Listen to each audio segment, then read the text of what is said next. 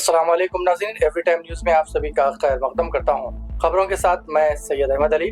आइए नाज़रीन देखते हैं आज की अहम खबरें। जुबली हिल्स में वाक़े 60 साल कदीम कब्रिस्तान जो कि 2 एकड़ जमीन पर मुहित है, नाकाफी साबित हो रहा है। यहाँ पर तकरीबन 18 बस्तियां आबाद है, लेकिन इस कब्रिस्तान में कहीं पर भी जगह दस्तयाब नहीं है। इस मौके पर मुकामी अवाम ने पुरजोर अपील करते हुए सीएम रेवंत रेड्डी से अपील की है कि वो जुबली हिल्स के अवाम के लिए कब्रिस्तान की जगह अलॉट की जाए, ताकि जुबली हिल्स के अवाम का आखिरी सफर आसान हो सके।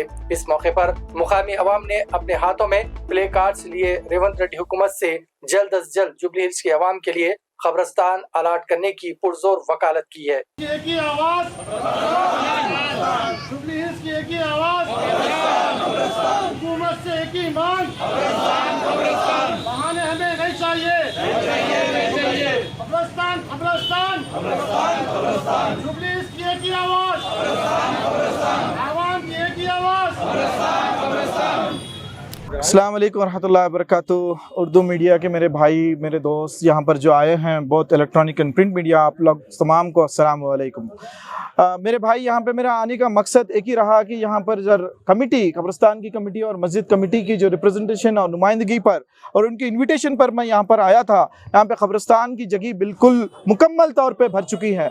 ये करीब लगभग 2 एकड़ में इस कब्रिस्तान है और यहाँ पर करीब 7 से 8 लाख का पब्लिक यहाँ पे रहा करते हैं और 18 बस्ती में यहाँ पर है। जब इंसान इस दुनिया से रुखसत होता है, इंसान जब इस दुनिया से चले जाता है, उसको तदफीन के लिए काफ़ी ताख़ीर हो रही है और मैं यहाँ पर पार्टी का नुमाइंदा बनकर आपके सामने हाजिर हूँ और इसको हमारे वज़ीर आला जनाब श्री रेवंत रेड्डी साहब के पास और हमारे मिनिस्टर जनाब अल्लूरी लक्ष्मण साहब के पास और वक्फ बोर्ड चेयरमैन श्री अज़मतुल्लाह हुसैनी साहब के पास मैं इस मैटर को लेके जाऊँगा और जल्द से जल्द लैंड अलॉटमेंट के लिए हम इसको कामिल तरीके से काम करेंगे और एक मुहिम जो चला रहे हैं इसमें until the land gets allotted मैं आपके साथ जुड़ा रहूँगा। और मैं आपको और एक बात भी बताना चलूँ कि माइनॉरिटी डिक्लेरेशन में हम जनरल असेंबली इलेक्शन में जिस तरीके से हमने प्रॉमिस किया था कि भाई माइनॉरिटीज़ के लिए, मुस्लिम्स के लिए और क्रिश्चियंस के लिए न्यू ग्रे यार्ड अलॉटमेंट करेंगे करके जनाब श्री राहुल गांधी जी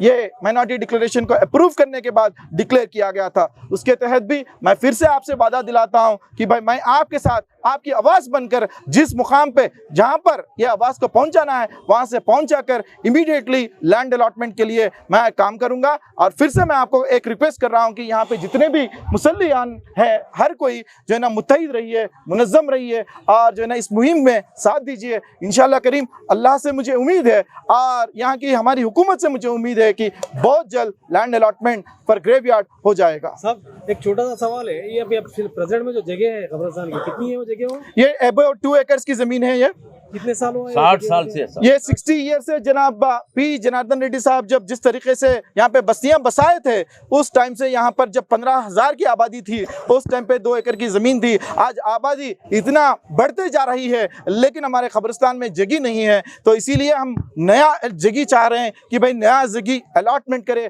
वो GHMC से रेवेन्यू डिपार्टमेंट से बात करके इसको नया ज़मीन अलॉट किया जाएगा। जगह है क्या आप लोग? बिल्कुल जगह है। पीली दरगाह के पास एक जगह बता रहे हैं, स्टेट गवर्नमेंट की भी जगह है और यहाँ पर भी जैसे साहब बता रहे हैं कि आधी एकड़ की ज़मीन जो पत्थर फोड़कर जो ज़मीन हासिल कर सकते हैं उसके ऊपर भी हम रिप्रेजेंटेशन देंगे और गवर्नमेंट से काम लेंगे और गवर्नमेंट को बताएंगे कि भाई कितनी परेशानी का हाल हो रहा है। जैसे बताएं कि 400 लोग को यहाँ पे दफन कर सकते हैं, उसके लिए भी हम काम करेंगे इंशाल्लाह। मुबारक होटल जैसा मुबारक वो सेंट्रल गवर्नमेंट नहीं देते सेंट्रल की हो, स्टेट की नहीं होती, सेंट्रल की दिया है। तो ये काम क्या ये इलेक्शन से पहले होगा, बाई इलेक्शन से पहले? मुझे इलेक्शन से फिर से मैं कह रहा हूँ कि बिल्कुल मैं इसको कामिल नुमाइंदगी के साथ 100% यकीनी के साथ मैं आपको कह रहा हूं कि भाई इसका अलॉटमेंट बहुत जल्द एक प्रॉपर प्लान के तहत इसको काम करवाएंगे। फिर से इसको इलेक्शन से मत जोड़िए, फिर ये एक सियासी मुद्दा नहीं है, हमारा हक है, हमारा जीने का हक है। जैसे हमारा कॉन्स्टिट्यूशन हमको राइट दे रहा है जीने का हक, और जिस तरीके से इस दुनिया से आप रुखसत होते हैं आपको जो है ना कॉन्स्टिट्यूशन कह रहा है कि भाई आप सुकून के साथ आपकी जो आखिरी सफ़र है उसको करना चाहिए, उसके लिए हम लड़ रहे हैं। इसको इलेक्शन का मुद्दा मत बनाइए। हम सिर्फ और सिर्फ यही कह रहे हैं कि भाई हम जो प्रॉमिस करें उसको फुलफिल करने के लिए हम आगे आएंगे इंशाल्लाह। जबकि 60 साल से ये अभी 2 एकड़ जमीन के ऊपर जो दफनाया जा रहा है, अब आप बोलेंगे इलेक्शन से मत जुड़ रही है, क्योंकि हर मुद्दा इलेक्शन से जुड़ के निकलता है।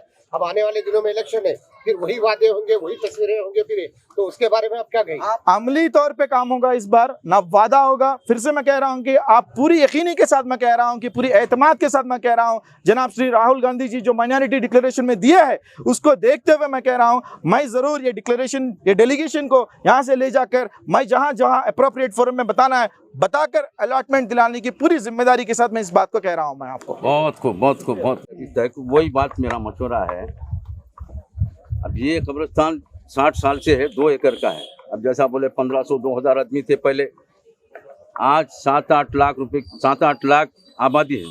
लिहाजा इतने पार्टियां अब तक आए, खाली वादे करे, हमारे वोट लिए।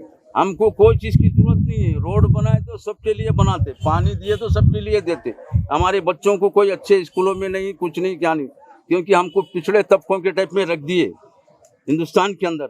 आज़ादी में हम भी बहुत जुस्तजू करे, हम भी बहुत लगाए अपना, मगर कोई पार्टी हमारे साथ में इंसाफ नहीं करे। लिहाजा हमको यही चाहिए और कुछ नहीं चाहिए। हम मरने के बाद में ज़रा सुकून से सो जाएं। हमको 2 एकड़ ज़मीन चाहिए। अगर ये जो पार्टी देंगे, हम उसकी तायद में पूरे 100% मुसलमान इस वक्त आएंगे, ये एक भी नहीं हटेंगे। हमको ये चाहिए, बस हमारा बोलने का मतलब यही है। ठीक है, शुक्रिया।